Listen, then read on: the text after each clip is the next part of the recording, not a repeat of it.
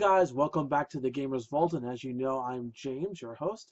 Today, we're not going to do something with repairing today, like I always do. You guys know I do a lot of repairings on this channel, and I like to focus on that, but sometimes I like to veer off and talk about retro video games. Don't worry though, I have a new project coming up in a few weeks. I'm ordered some parts, I gotta wait for them to come, and you guys can see it. It's going to be about a PlayStation 3 repair, so it's going to be pretty cool. But today's video, we're going to be talking about a retro video game, one of my personal favorites, and it's called Persona Revelations. And back when I was younger, it came out from part of the Shin Megami Tensei series. If I say it wrong, I apologize. It was released in North America in 2009, and of course in Japan and Europe in 2010. It was a hard RPG game, and I don't have the game to show you. Normally I have a lot of rare titles on my shelf, but this game I don't own, and the reason why is because over the years it gained value. Obviously, I think you can see it on eBay for about $129 to $80, depending on where you get it from. I don't own it. I wish I did, but I don't. The game was a good game growing up and playing with it when I was young. It's a slow-paced RPG game, and basically the story focuses on a group of high school students as they are confronted by supernatural incidents. So it's weird, and I'm going to show you some gameplay in a minute, but it's actually a really good game. You give me guys thoughts about it as we go along the series. Here, let me just show you some gameplay.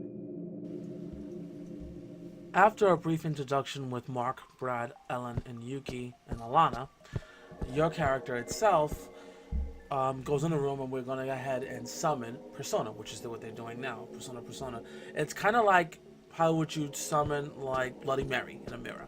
So each one goes around the room and they do that stuff. And that's how the game starts. It starts out really slow, guys, which some of you guys, some role players like myself, if it doesn't catch you in 5 minutes, you're not going to play it. Give it a shot. I know at the beginning it will. So they go around the room and they attempt to summon the persona. And of course, as it goes along, you start to see each person have their own unique characters brought out to them.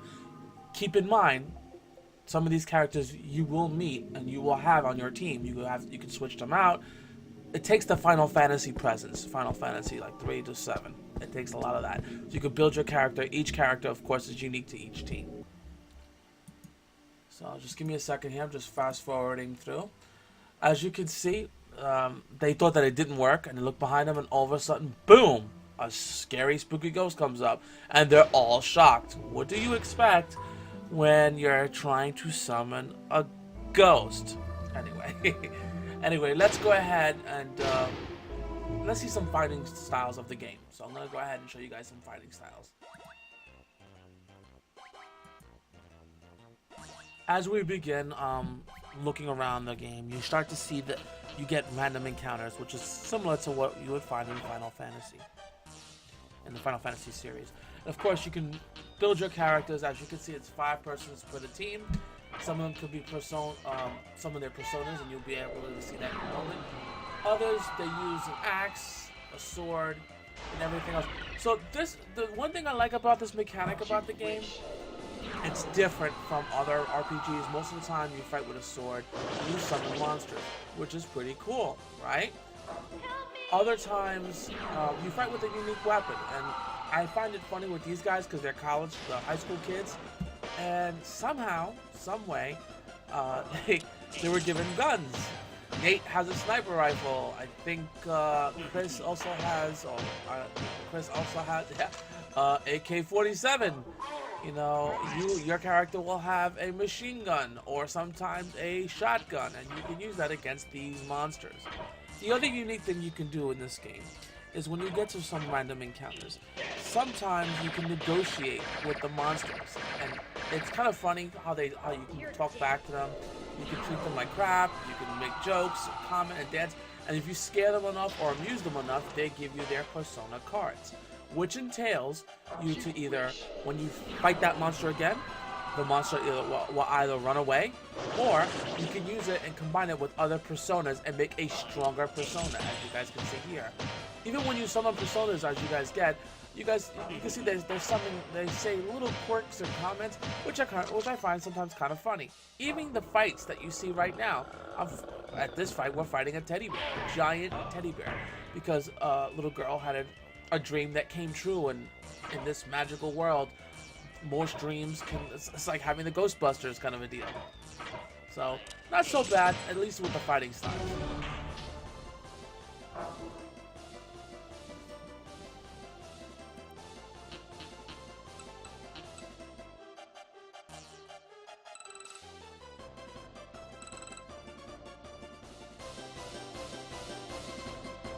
Hey guys, I hope you like that ending part. As you can see, that you can actually do the building up your character as they level up, the strength, the vitality, all that. Or you can have the game do it for you by hitting the auto, excuse me, on it, and it'll automatically do it to all other 4 party members. So overall, the game was a good game. When it came out in the States, it was really, really slow. It didn't take on until much later on in the series, and then everyone loved it. So again, it starts out slow, but it really is a good game, and a strategy guide is a must. I think it took me, when I did play it back then, almost about 4 days to beat, because I had a lot of things going on, and of course I had the strategy guide, aka my fiance reading the book to me while I'm playing the game. So there you go. The game right now, to this day, the Persona Revelations goes between $70 to almost $120 to $200, depending on where you find it from. So it's a little high in price, but you can still play it. And I'm not talking about emulation either. If you decide to go ahead and try this game, if you can get it for a good deal, pick it up. It's a great deal. Or you can get the PSP version. There's a PSP version. It goes for only $20 to $22. It's not that expensive. And if you have a regular original PSP, you can get it there. Or you can download it on the Vita, and you can get it for almost like $10 or $20 there too, either, depending on how their sales go with Sony. You know how Sony is. So I thought I took this time to show you some other games in the Persona universe, and I'm going to show you a couple. So the first one is called Persona Innocent Sin. I'm looking at the video guide, so I can make sure you don't see a glare. It's called Innocent Sin. This is like part 1 of 2, and I'm part 2 of 1. And what I mean by that is that we didn't get this one here. This one didn't come out for us. I guess because of I'm only surmising, guys, so please forgive me. I guess because of the low outtake that we got from Revelations, Atlas was unsure, and then all of a sudden they decided to release it. And then what they gave us was something a little differently. They did give us Persona 2. It's called Eternal Punishment. So this is part 2. It takes the same place in the same universe as Revelations, and it continues on from there. And it's actually not bad of a good game. So if you can get this game for a good deal, do it too. Unfortunately, with the retro prices the way they are, the game can go between $80 to $130.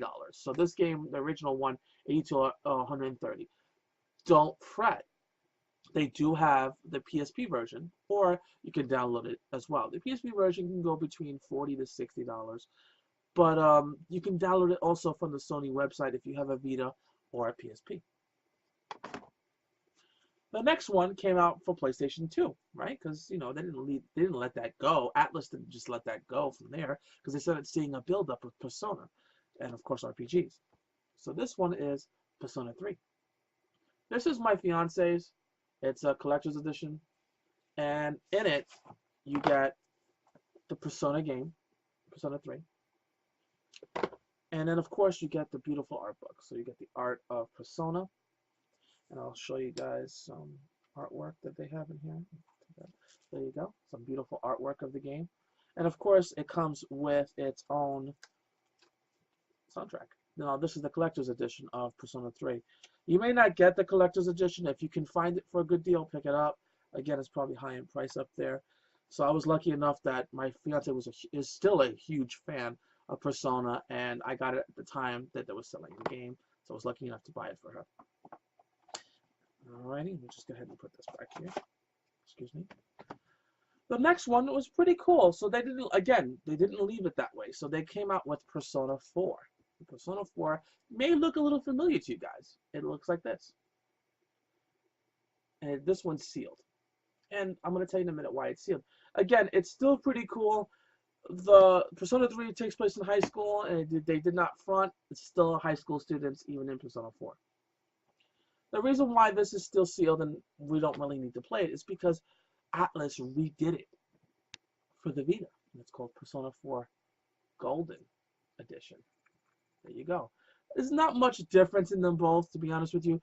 It's the same thing as the PSP versions for 1 and 2. They gave it to us for the Vita, and that's probably what the case may be. If you can't pick up the Persona 4 for PS2, go to your local store like Best Buy, or at least for my area where I live, it's a Best Buy, GameStop, or even Play and Trade. And you may be able to get this for game for used. I got one of these from my GameStop for like 20 bucks. Atlas, anything Atlas RPG is pretty damn good. But they did some changes that were just questionable and weird. And what I mean by that is they have Persona 4, correction, I apologize, Persona Dancing All Night. I'm not going to even touch that right now. But they did make something really cool that I thought was really funny. And they made Persona 4 Persona 4 Battle Arena. And, what's this? They beat the shit out of each other in this one. Part 3 and Part 4 characters get together and they fuck each other up. And they use their personas to go after each other. And I thought this was pretty cool. Again, the game wasn't heavy. Like, it didn't, a lot of people didn't pick them up. I got my copy here for 17 bucks from GameStop. So that takes place pretty well, guys, for the series as far as Persona goes. We're getting Persona 5, which everyone's been waiting for. I got mine on pre-order through Amazon, so I'm hoping to get that next month if they don't delay it again like they did before. So Persona 5 is coming out. Kind of excited with my girl because I do like the series. If you guys do like our videos, at least my videos, thank you for watching them, and definitely please press that like button, subscribe down below, and also click on that bell, because some people are not getting the notifications, and that's really important for you guys. If they want to see my next video, click on the bell, because it definitely does help you. And the next couple of things I got in the mix, I'm probably going to be doing a repair on a PlayStation 3. I'm waiting for parts to come, so I haven't forgotten about that, like I said in the first part of our video. I may be doing a podcast soon. I don't know yet, and I'm going to find out soon, and I'll let you guys know about that too. We'll talk about retro video games, because that's my heart, and my passion. I love retro video games, and I definitely like to talk about them to you guys, especially the history. I love history. So, guys, again, thank you very much. And if you guys in the New York area, right now it's kind of snowing where I'm at, so be careful out there. Otherwise, I can't even say much. Thank you so much. I see I have 102 followers so far, so I really appreciate you guys watching my videos. And you guys take care. See you soon.